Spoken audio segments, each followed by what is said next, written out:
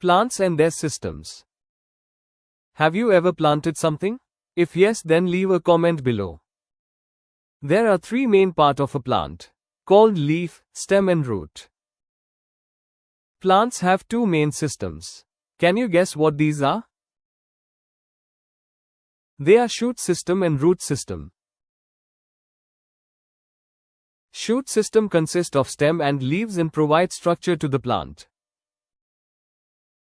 It grows upwards to absorb maximum sunlight for photosynthesis. Absorption of oxygen also occurs here. Root system consists of root and helps in anchoring and absorption of water and minerals.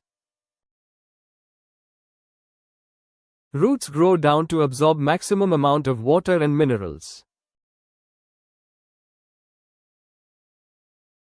To wrap up, remember this. The root system works secretly underground to pull in water and nutrients, while the shoot system works in the light, turning the water and sunlight into food.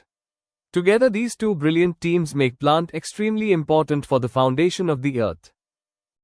Thank you for watching. Do subscribe to Future Scholars Institute for more interesting videos.